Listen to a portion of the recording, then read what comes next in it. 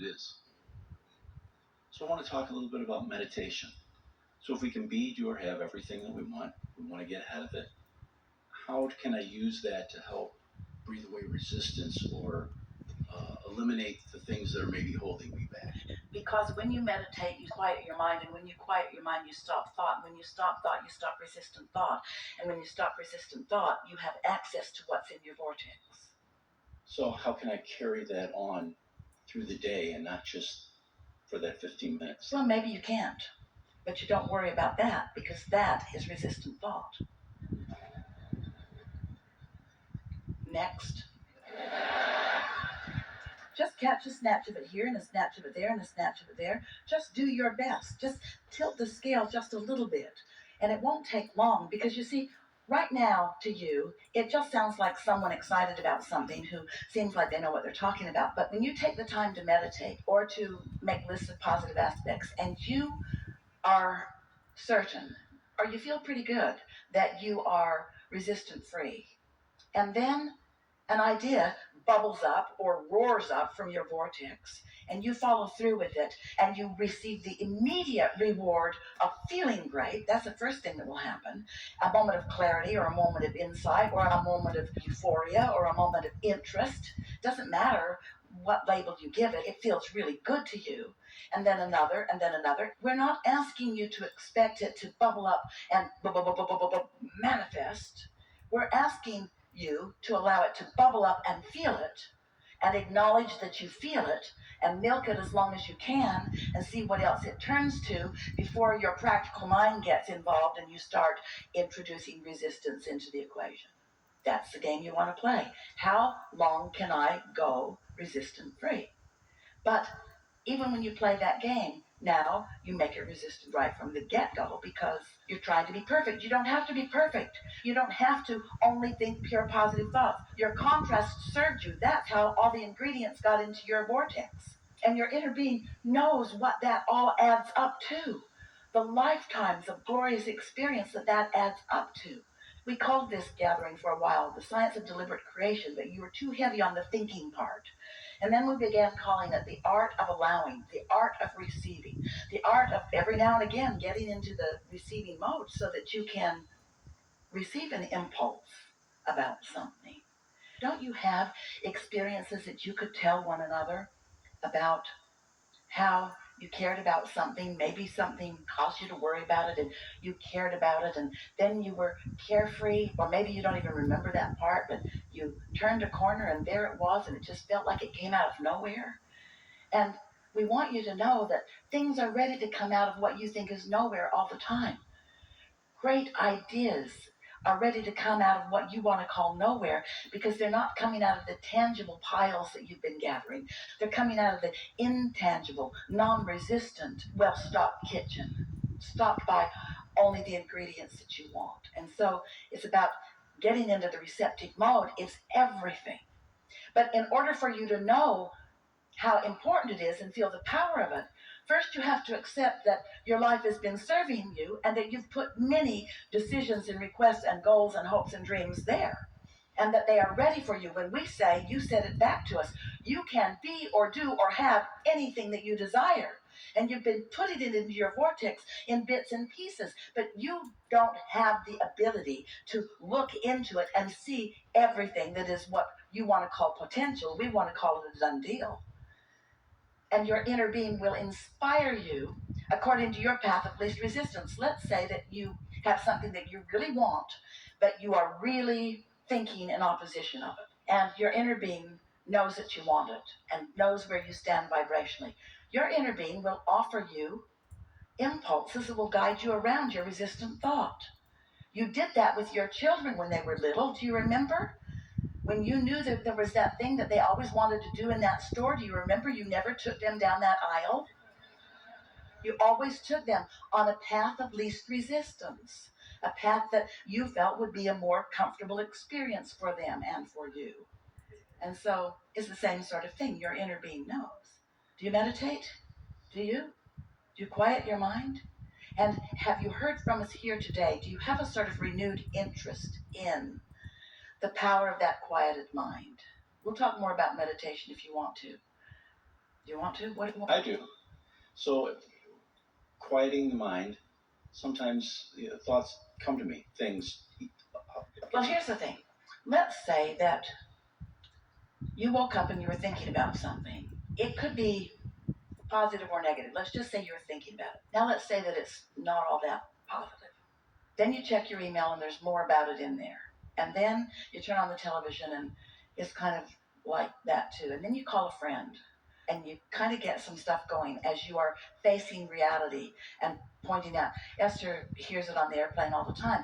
Business people talking to their coworkers or calling their coworkers about things that they're trying to hammer into place. And she just puts her earphones on and puts her pillow on and focuses into her world and out of that, because it doesn't take very much of that focus before off you go. So if you're in that sort of momentum, that's not the best time for you to say, I think I'll meditate, or I think I need to meditate, because you will have a very difficult time quieting your mind under those conditions. Those thoughts already have enough momentum going that that's when the lobotomy would be more helpful, or a nap. We would meditate when there's the least amount of momentum going. It's sort of like, have you ever felt like you really needed to sleep, but you couldn't sleep? And the harder you tried to sleep, the more you couldn't sleep?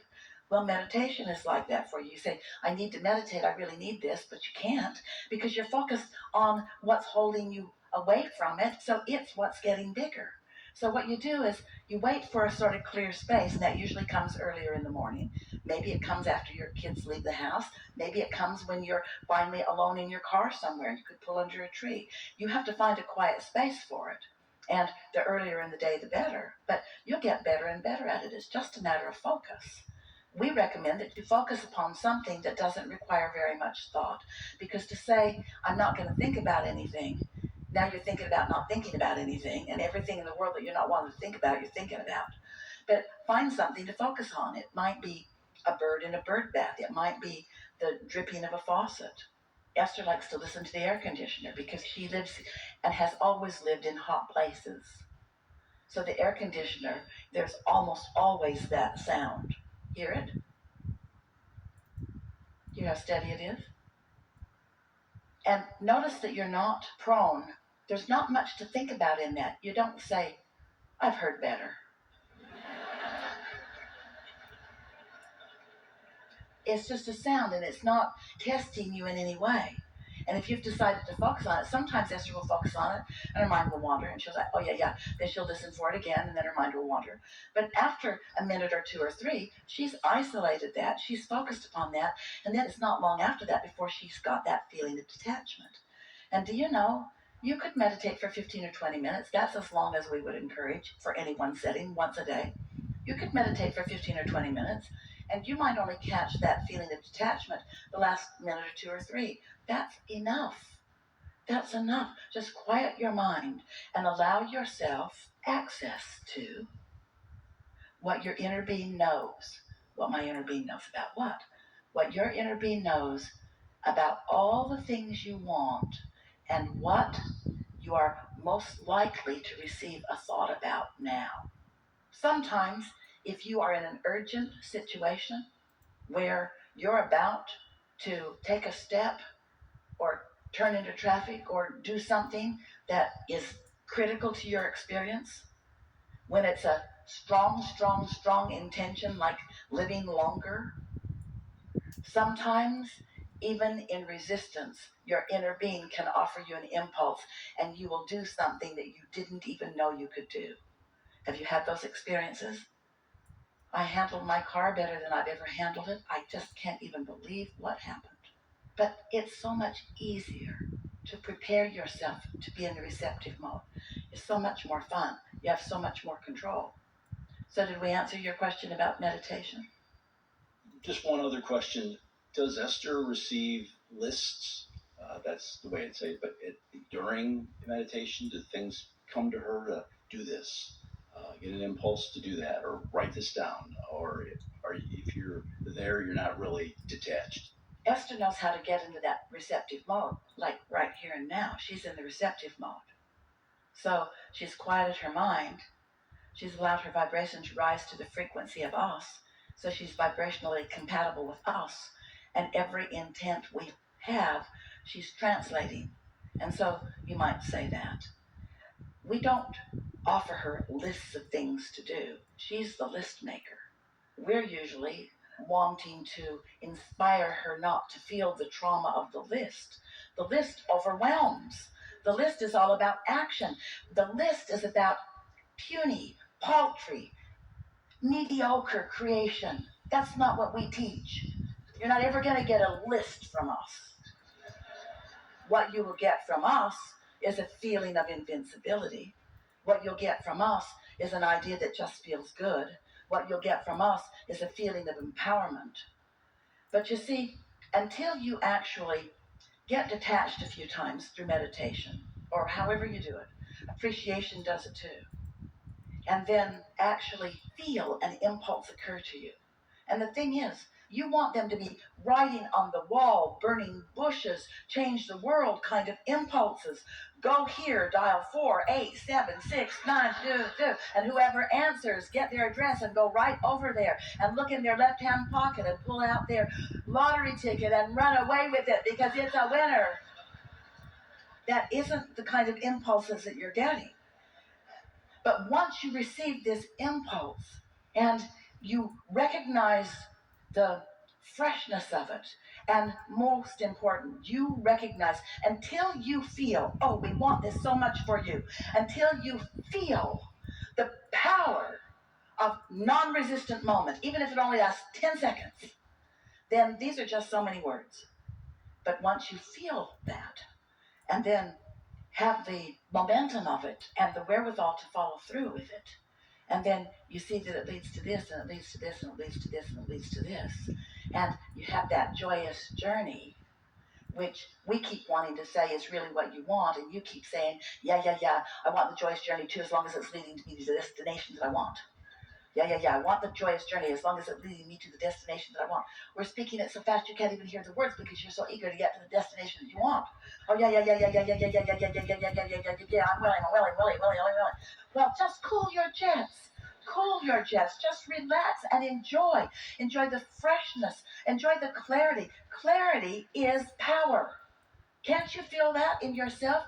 Don't you know, even in your own house, you get up, you have things to do, maybe you're going to get on a trip. Have you ever just run around in circles? And it's a miracle that you even made the plane. Haven't you had a day like that? And haven't you also had a day when you're usually by yourself when you have this kind of day, but where everything just falls into place? The traffic parts for you, everyone's nice to you, you have extra time, you just feel good about where you are. We want your lives to be calm and clear. We want them to be sure and full of all of these good feelings. And this is what this powerful receiving is about. Letting yourself receive, letting yourself be the vibrational equivalent of your inner being, where all of your power is. And now we're just going to tell you something. We love you so much. You hardly meet a human who is 10% of that. Hardly ever. And when you do, you are amazed. So we're not asking for a perfect record. We're not asking you to stop ragging on that person at work that drives you crazy. We're just asking you to ratchet it back a notch. And we're asking you, in addition, look for some positive aspects too. We're not asking you to meditate all day. You couldn't if you wanted to. Some try it. It's not what you want to do. It's not what we want you to do. We're just asking you to find 15 or 20 minutes and do your best to find a moment or two of detachment, and then notice what happens next. We want you to introduce yourself to your power. We want you to get hooked on it because you came as creators. You did not come as regurgitators. You came as creators. You did not come as defenders.